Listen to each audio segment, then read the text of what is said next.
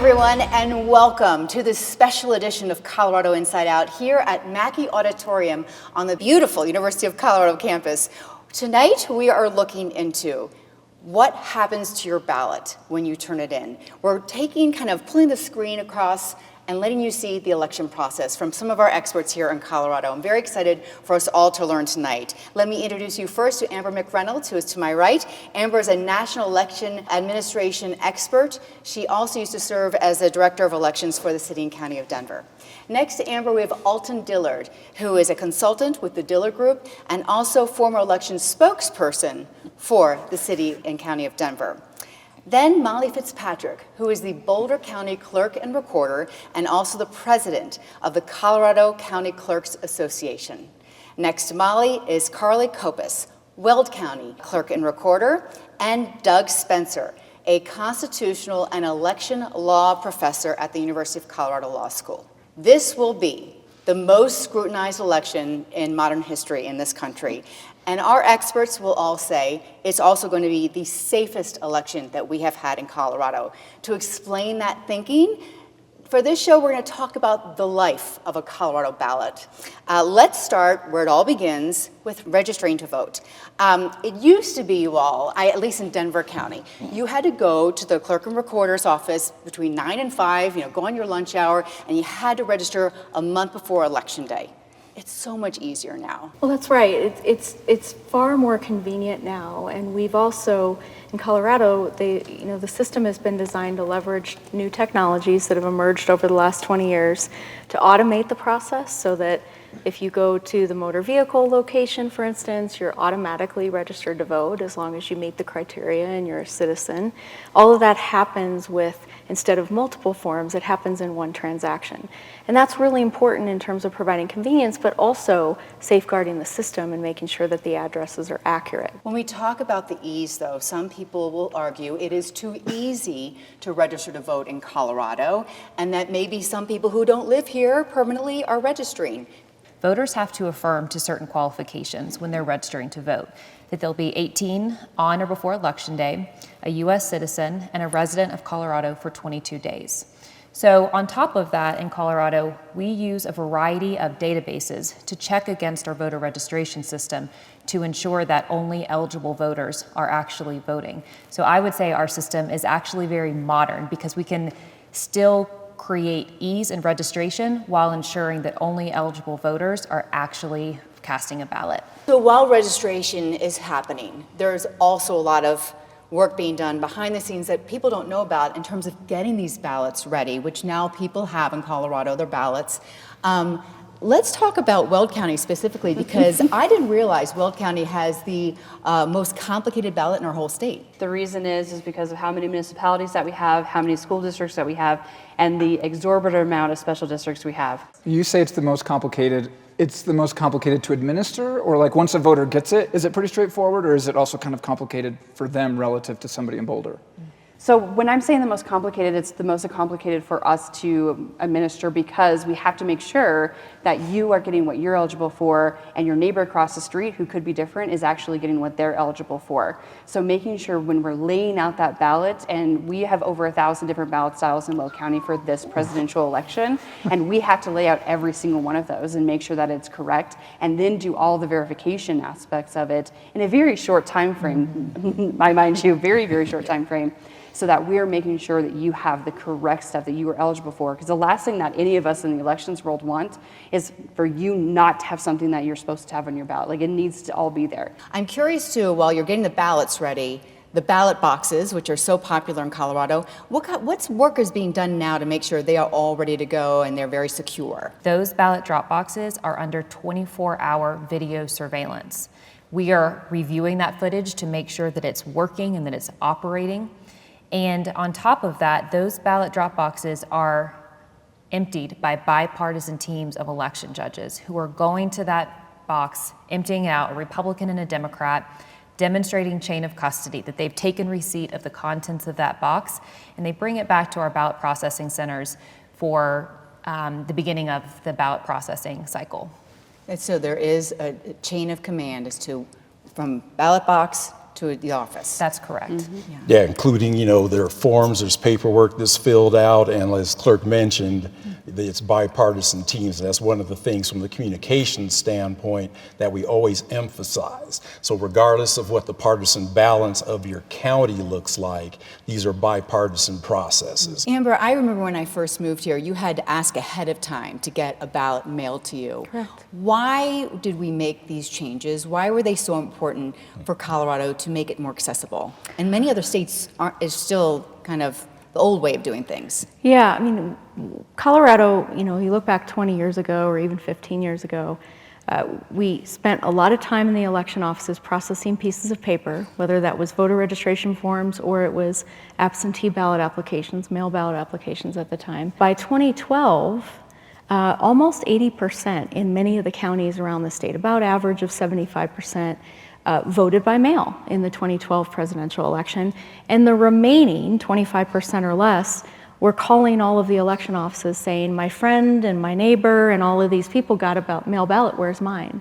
And so what we found is that, Colorado really was demanding a change to make things more convenient. And so the law was designed to proactively mail a ballot to all active voters that are eligible to vote and eligible to receive that ballot, while also automating address updates through the United States Postal Service change of address database, while also modernizing the in-person voting process, while also implementing drop boxes and all of these different methods to return ballots. In one of your first years, 2006, we talk about modernizing. That's kind of when things must have started to change in Denver, because there were a lot of problems that year. That's when it was Governor Ritter won the election, but there were long lines at polling sites that night.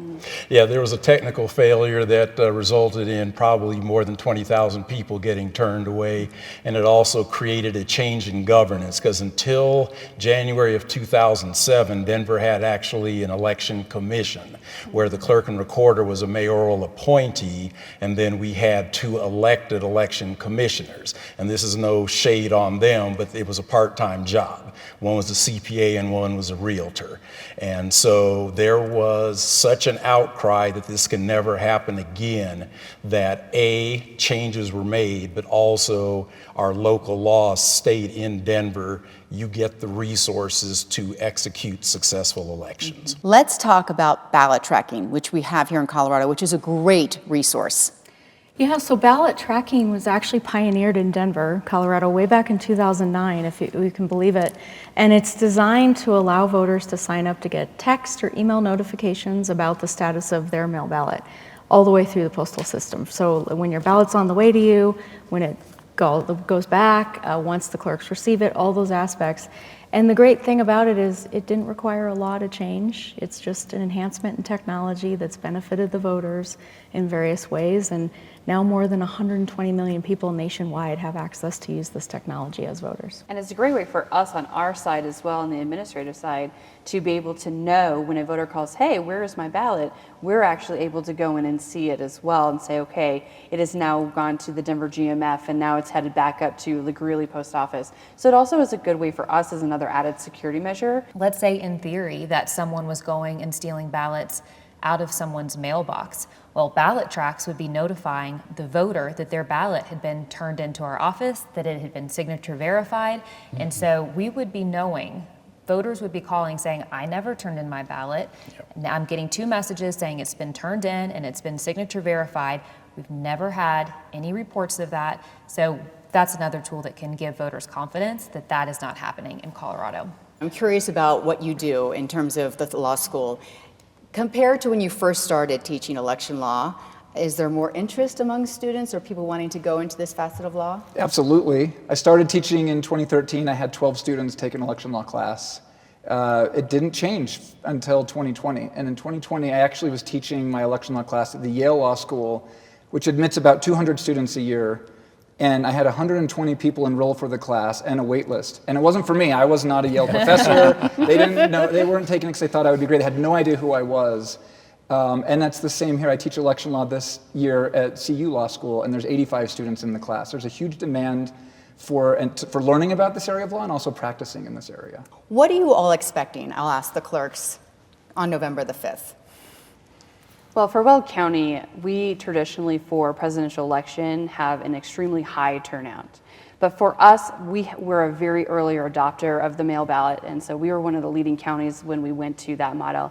And our voters still really participate in that. So we're going to see quite a bit coming back earlier this coming weeks. And then on November 5th, we're probably going to see a big rush after 5 p.m. is usually what we intend to see for people coming in and voting in person. But we're also going to see a higher turnout of mail ballots being dropped more than likely on election day as well. Well, especially if you have a complicated ballot. Yes. It's easier to fill it out at home, because how long would a Weld County ballot take to, do on election day in person?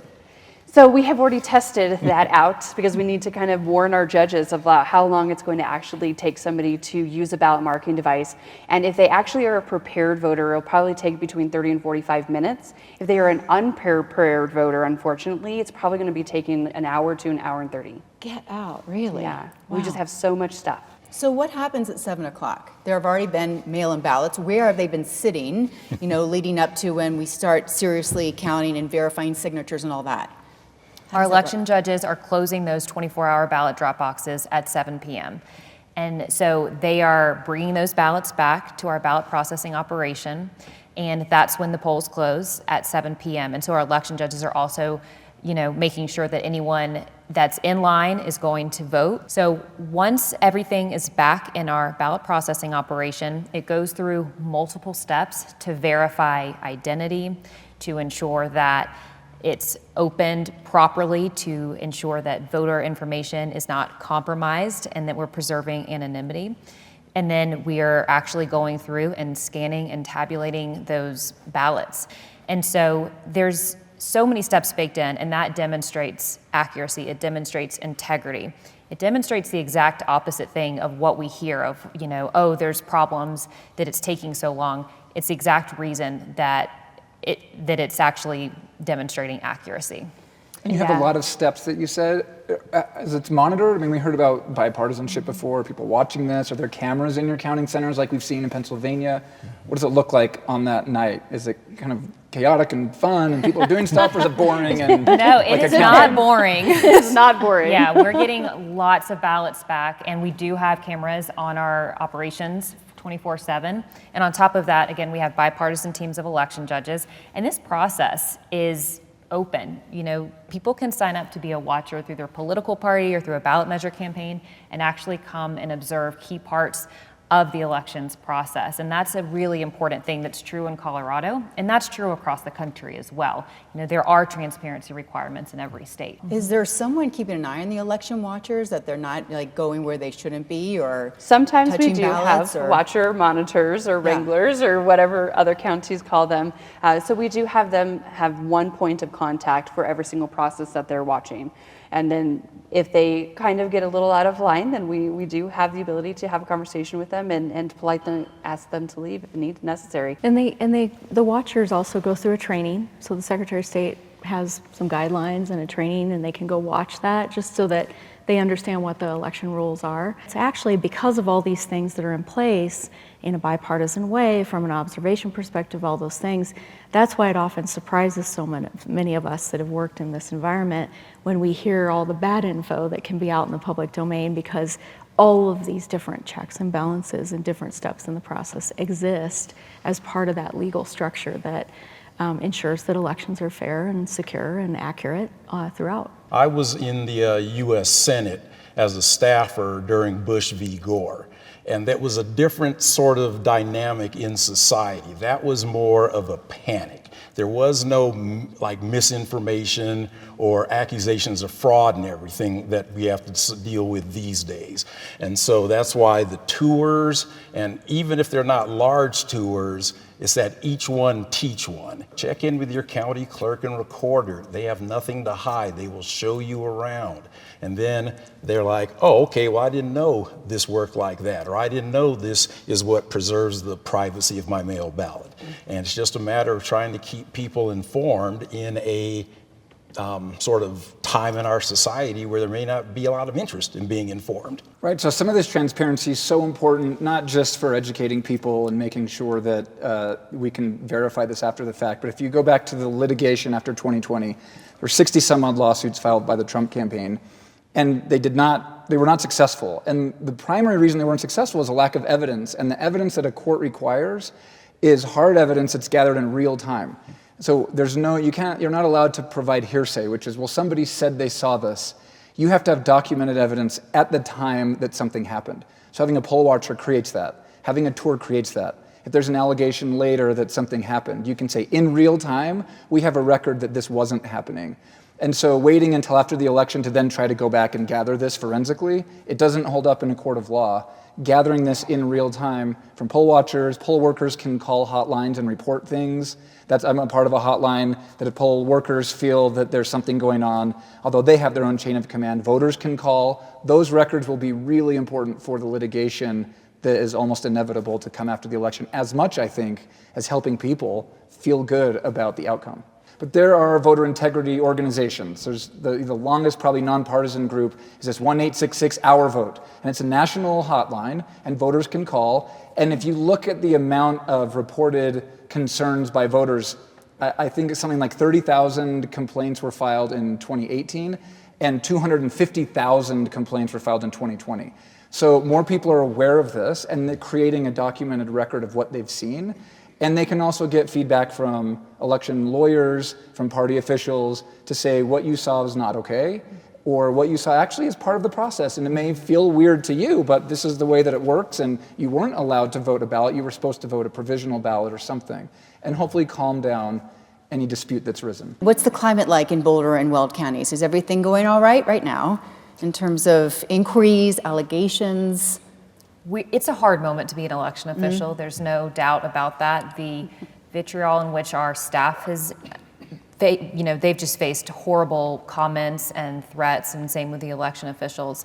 But it's heads down right now. I think both Carly and I, our role is to try and block out the noise so the election officials and our staff can do their job of implementing this election. They're not interested in who's winning the election. They want this process to be airtight, and we do believe that this moment in time demands deep transparency into our operations.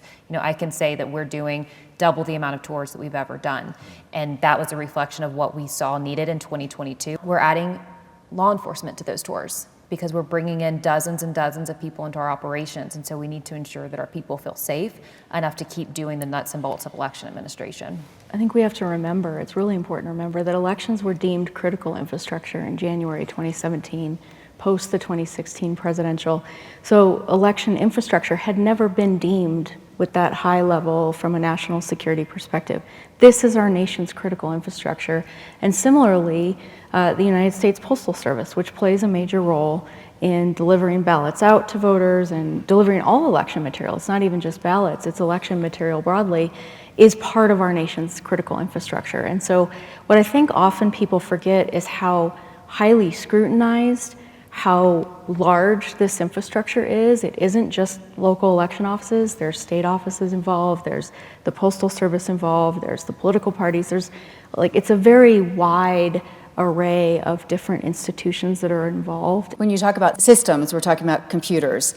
And there are some places that are not trusting or thinking that computers are the way to go and are doing hand counting. Humans are so much better at computers than a lot of things. We have compassion, we can strategize, we have ethics. The one thing we're terrible at relative to computers is counting small things over and over and over accurately, and a computer can do that amazingly. So to move away from that, of all the things in the apparatus of running an election, to have humans be in charge of that task, to me seems completely irresponsible. Introduces risk. And it's not, these systems are not connected to the internet. They're isolated, air-gapped networks where you're scanning a piece of paper, because every ballot cast in Colorado, the official record is a piece of paper. It's either a hand-marked ballot, which is 90-some% of what voters use, or it's a paper ballot produced by an accessible device. But nothing is connected to outside systems. So they've got these security parameters. And so it's also I think something that is often misunderstood in the public domain. That's really important for people to understand. So the last two processes are audit and certification, or the other way around? Audit and then certification. Okay. When does that all happen? So the audit happens before you certify the results, and that's the process where election judges that are appointed by the political parties are comparing the physical hand-marked paper ballot that the voter fills out, and they're comparing it to what's called the cast vote record. And the cast vote record is the way that the voting system interpreted your ballot when it was scanned. And so they're comparing those two things. And if those two things are matching up, then we're passing the audit. And what I would offer is that in 2020, and that this will be true again in 2024, across the country, more voters are voting on paper than in any other time in history. More voters are in a state where more auditing is happening more than any other time in history. So voters can rest assured that this is going to be the most safe, secure election in modern history. Okay. I want to end the show by asking you all, what can we do better in Colorado in terms of elections, and what do we have going that's really good? We'll just go right down the line. Amber. Well, first, I mean, Colorado has become known for this incredible voter access system that was really designed to respond to what the voters wanted from their election process. So I think that is magnificent. I think the things, for Colorado, representation is still an area that we can work on. And what I mean by that is Colorado voters passed independent redistricting, which it opened, again, added transparency into how district lines are drawn so that voters can feel represented and have more representation. I still think we have great improvements to make on representation and making sure that regardless of your party affiliation, you can vote in every election, you can be a candidate in any election, you can access the process in any way, regardless of what your affiliation is. We still struggle with this, and I hope, given that now about half of voters in Colorado are unaffiliated, that we can continue to make improvements on that. Okay. For me, it's going to be the great communications and outreach. I always tell the story of substituting for then Secretary of State Wayne Williams, communications guy at a Colorado County Clerks conference, and talking about the importance of reaching out to media, reaching out to voters, and everyone looked at me like I had two heads. Now, next thing you know, everyone has their information out on the website. They're doing tours, they're doing video, they're doing the whole 9 yards. They're getting boots on the ground. They're registering voters face to face in person. And so just seeing the engagement that Colorado's stellar model is driving not only on the administration side, but on the voter facing side. All right, Molly. I would offer that our strength is through the Clerks Association. We have a bipartisan Clerks Association that supports counties of various sizes, of various political demographics in different ways. Alton's right that communications is becoming more and more of a demand. Well, we have counties that certainly don't have a communications person. They might have a half-time staff if they're lucky. And so as an association, we're willing to step in and say, here, let me help you communicate that, or I have this resource for you. And so the network is strong. In terms of what could be better, I think, again, this moment is hard for election officials, and there's more scrutiny, more demand. Clerks are doing more with less. And so we have initiatives on our website that we want to push forward on clerkandrecorder.org. There's things about giving election officials more time to build the ballot, set up, design, test, proof, mail the ballot. And so we have information about that on our website, clerkandrecorder.org. And we also have different initiatives that we're going to keep pushing forward through the association lens that I'll let Carly speak to. Okay. Yeah, I mean, one of the greatest things about Colorado's elections model is that it always has been voter driven. And that is one of our greatest assets. I mean, Amber kind of touched on that, but I really want to emphasize that we always listen to the voters and how to get them their ballot. I mean, we understand that that is what our job is. A couple of the other things that we have been working on over the last few years, because I mean, our election model is fantastic, But another thing that is great about Colorado is we have always been pushing that envelope. We've always want to be better. So a couple of the other things that we have been working on is doing more signature verification audits, making sure that we really get those stronger, doing voter registration audits, making sure that that is working out better, and then also making sure with all of the questions around elections, one of the big initiatives we've also been undertaking is trying to get every single ballot image out there free to the public for them to review after the election as well. So we're really trying to work on those three aspects to continue to improve that transparency, that trust and integrity in elections that Colorado is so known for. Okay. As a Colorado resident and voter and somebody who studies elections professionally, I just want to say thank you to our clerks, and I hope you can pass that along to your colleagues as well, because it's an incredible amount of work. Democracy is about representing the people and giving us a chance to have a voice. And the voting population is not always representative of everybody in your state. One thing that's incredible about Colorado is our electorate is more representative of our general population than any state in the union. It's been shown time and time again in political science literature. I think it's incredible. I think it's a testament to the way we run our elections, the reforms that we've been able to institute that Amber referred to earlier. If there's one thing I wish we could do better, it's that Colorado continues to come in number 2 or number 3 in turnout to Minnesota. And we may not be able to win this time. Tim Walz is on the ballot, he's from Minnesota, so this may be hard. But I long to see the day when Colorado is the number 1 turnout state in the union, and I think it's within our reach. That'd be wonderful, wouldn't it? That'd be great. I'd do a happy dance. Thank you, improved panel, primary. for joining us and shedding some light on this very complicated but important process. Thank you so very much. Thanks to everybody who is watching. Thanks to our studio audience that came here to the Mackey Auditorium. Of course, we have this as a podcast as well that you can listen to and share with your friends on Apple Podcasts and Spotify. And again, thanks to the University of Colorado for inviting us into this beautiful auditorium. We so appreciate it. And also to our friends at AARP Colorado who underwrote this special important program so that all of Colorado will know exactly what happens when we turn in our ballots and really before too. I am Kyle Dyer. I will see you next time here on PBS 12. Make sure to go out and vote and be heard. Thank you.